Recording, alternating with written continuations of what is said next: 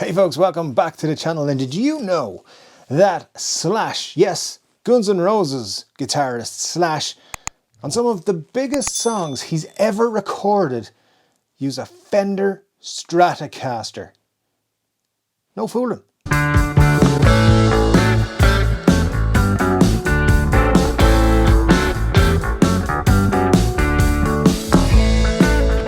Yes, you heard me, guitarist, top hat aficionado, and just iconic rock god Saul Slash Hudson didn't just use Gibson Les Pauls. No, far from it. But back in the 1980s, Gibson were like losing the battle to every other guitar. like Les Pauls were like the last guitar people would pick up in a store. They were being beaten out by everything. Fender were just laughing at them, and Fender, I mean, they weren't at their best yet. They were kind of just ramping back up, but they had the whole Super Strat thing going. Everybody was making Super Strats, and everybody was kicking Gibson's ass. And then along came a little dude with like sunglasses on all the time. He was wasted all the time. He had a leather jacket. He had a Les Paul, and he just rocked everybody with like this bluesy hard rock tone that he was getting. And and they brought out Appetite for Destruction, and it blew everyone away. Okay, not everybody, but lots of people loved it. I loved it. I was like 5 when it came out.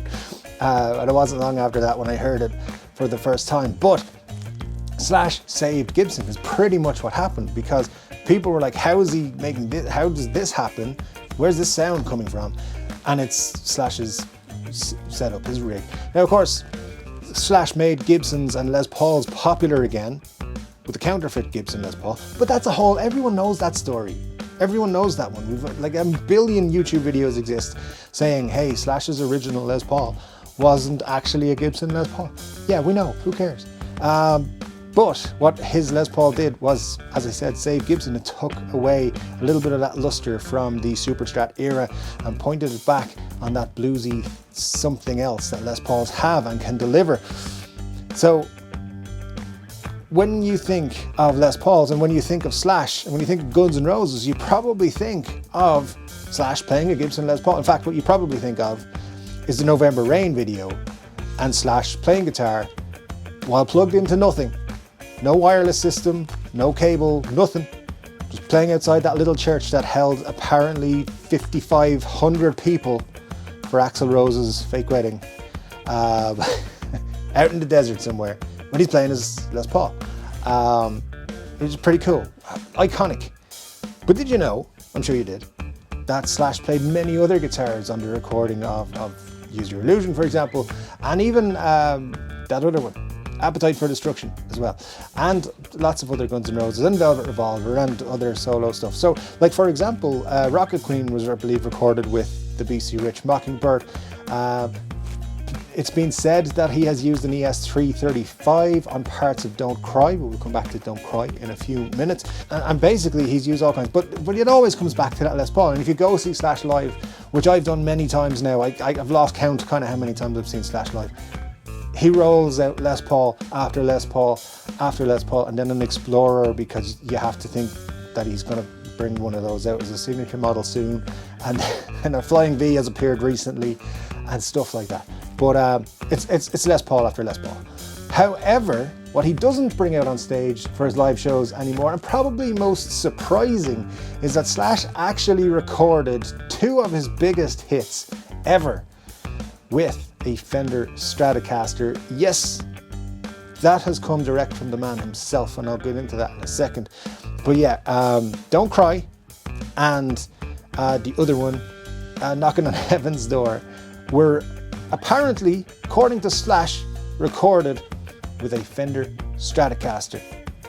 Now I'll tell you how I came across that information in just a second, but before we get into that, could you do me a little favor and hit that subscribe button and maybe the like button if you want to as well? That'd be super cool. I'm trying to get to 10,000 subscribers as quickly as possible, and then the next stop after that is 47 million. So if you don't mind getting us to that 10,000 mark so we can, launch pad off there, that'd be super cool. And I just want to remind you, on Saturday nights we do 3 Chord Dave live right here on the YouTube channel. We talk about guitars, we talk about music, we talk about all kinds of things. We have a drink and we just kick back and relax, because it's Saturday night for me it's Saturday or Sunday, wherever you are in the world, and we have some good times. So do that. And one final thing, we have a Patreon as well. I've just reduced the price down to starting now at $3, which I believe is the minimum I can have it at. So if you hit the link in the description for Patreon, you can get additional content that doesn't ever get to YouTube. It's exclusive to Patreon. Your videos, these videos, you get them 24 hours early, and just for you, you can have a free trial if you click the link in the description below to whatever tier you want. So check that out, and let's talk about these guitars that Slash apparently used. So yeah, you might think of yourself, hey Dave, Slash ain't never played no Stratocaster, because I don't know, you might have a weird accent. But here is a picture of Slash with the apparent recording Stratocaster, the one he used for recording Sunburst, of course, because why else would you have anything else? But yeah, this is, if you might know that Slash, of course, in the November Rain video, again, if you go back to that, less iconic than standing outside that tiny building that's supposed to be a church, plugged into nothing, playing a solo in the desert. We'll go into that in another video. Here he is in the November Rain video, just casually jamming with a Strat. For some reason, Duff is on the drums. That's fine. But yeah, so Slash has been photographed many a time with a Stratocaster. It was September 1992 when Slash gave an interview with Guitar Player magazine, and in that interview he said, I used the Strat on Don't Cry and Knocking on Heaven's Door. The idea was to create different sound landscapes for these songs, which are ballads.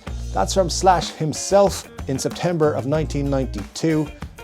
Was Slash a credible source in 1992? Maybe. Depends how soon or how far he was away from a bottle of Jack Daniels and maybe other substances. Nobody, if you've read his autobiography, you know he might. But he wrote everything down, so that's how he had the details for the book. So there you go. Two of Guns N' Roses and Slash's biggest hits and like greatest songs really were recorded with a Fender Stratocaster, and that he's the poster boy for Les Pauls. Like probably nobody is affiliated with the Gibson Les Paul more than Slash, except maybe Les Paul himself. But there you go. That is the story of Slash playing Les Pauls on two of his biggest hits of all time.